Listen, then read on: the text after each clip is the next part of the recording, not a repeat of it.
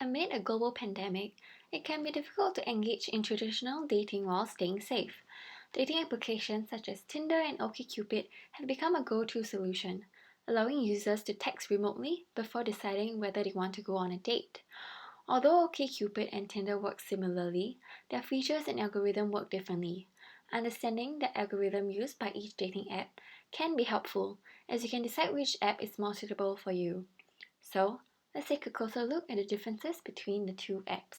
This kit is brought to you by the most popular TV show, The Bachelorette. This is OkCupid, and this is Tinder. Can't do this. It was love at first sight. She hasn't said it yet, but I know she loves me. I'm coming.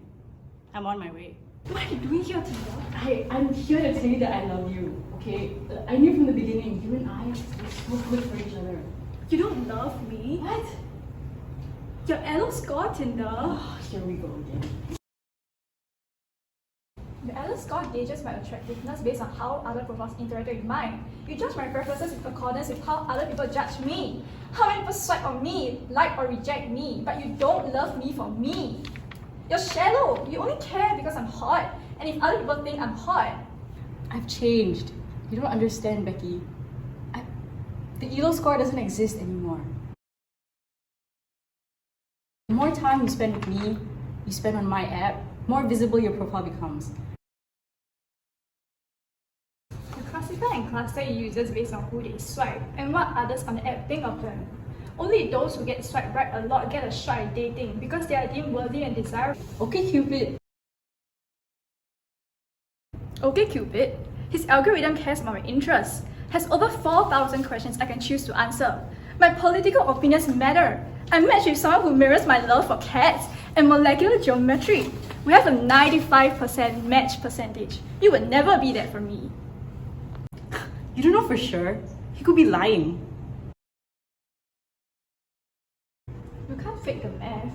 His model takes the dot product of my vector and person B's vector, multiply each of our numbers with the corresponding number in other vector, taking the sum, and the final result determines our compatibility. This is literally a mathematical method of expressing how happy we will be with each other based on how I answer the questions for the computer. Of course, you will never understand that because you never cared about my opinions anyway. Look, Becky, give me another chance. I know you don't believe me, but I'm not who I used to be. I will love you more than your blue eyes and blonde hair. Brown hair and clarity. Go! Look, if you just let me... Hey man! You weren't even supposed to be here! Stay out of this, okay? We both know that I'm the better fit for Bob. From a statistic perspective, we both know that's not true. It seems like Tinder isn't smart enough to understand the math behind my algorithm. So let me put it in simpler terms. I have 4,000 questions to choose from. My users can specify what answer they wanted from someone else by rating the importance of the question from irrelevant to mandatory. I'm able to calculate a match percentage with other users based on these emotional characteristics, and not just the physical aspect. As a practical example, let me further explain my algorithm. Your match percentage with Becky is based on a set of common questions you both answered and compute the match from there. Let's say a question asks how messy are you, and you answered very organized, and that this question is very important to you because you are a neat freak and want your partner to be as neat as you. But Becky answers that she's also very organized, but the question isn't very important to her. OkCupid will assign numerical values to these skills from irrelevant to very important, where irrelevant is worth 0, little important is worth 1, important is worth 10, and very important is 50. And absolutely mandatory is 250. The algorithm makes two simple calculations. For the first question, you mentioned that being neat was very important to you, and Becky provided the same answer. But for another question, which was worth 10 points, she did not get it right. In total, you got 50 out of 60 points, which is 90%. This is calculated vice versa. The final step is to take these two match percentages and get one number for both users. To do this, the algorithm multiplies your scores, then takes the nth root, when n is the number of questions, which can also be called the geometric mean. It is a mathematical expression of how well you will satisfy each other. Affection should be mutual, so two people satisfying each other 50% is better than one satisfying another 100% while the other satisfies 0%. Don't act like you're better. You don't think about the bigger picture. You don't even know what she's looking for in a relationship. Her preferences, her likes and dislikes, her deal breakers. You never even asked. Who talks about all that stuff like the first time they meet? I did. Hope this isn't too complicated to follow. What a freaking jerk, dude!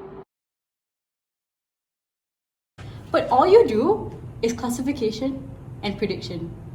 Okay?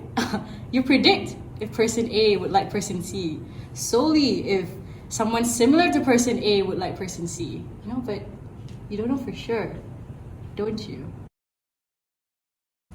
And don't even get me started on your efficiency, okay? You have millions of users voting on millions of other people every single week, okay? And you want to connect all of these on merely memory-based collaborative filtering. Okay, get a grip. You want to talk about compatibility? My whole algorithm is based on compatibility. Only similar swipes get clustered together. Based on how hot they are. Pretend like you know me, okay? I care about the communication style of every user. I create webs of prediction of who will like whom, okay? Unlike you, I see compatibility on a spectrum. If Becky swipes right on a guy, and some other chick decides, hey, this guy's cute, I'll swipe right on him too, I know that Becky's gonna like whoever else this chick swipes on. You know why? Because I know her type. And guess what? My algorithm only prioritizes people who are actively using my app. So if you're active and looking for love, then your match is too. So you know what? You'll never be ghosted on my app. I think we should let Becky say for herself. This is about her anyways.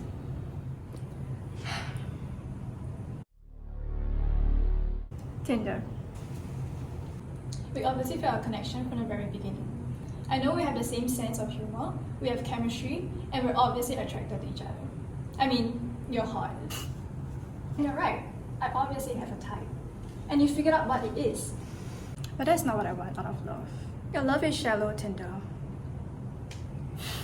Babe. No, let me finish. You may think that your algorithm creates the best fit for everyone, but it doesn't.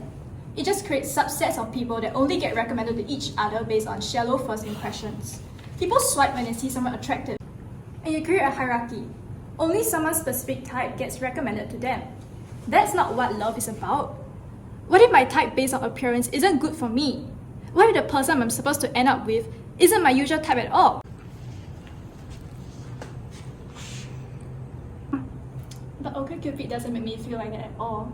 With them, it's not just about appearances. It's about my likes, my dislikes, my goals, and my aspirations, and my visions for the future. Becky, right from the beginning, I knew you deserved more. You deserve an array of experiences with different people. With me, you can find love with people you may not expect. I like others. I know everyone deserves love. And that's why I have never been so sure about something. Becky, will you do me the honor of marrying me?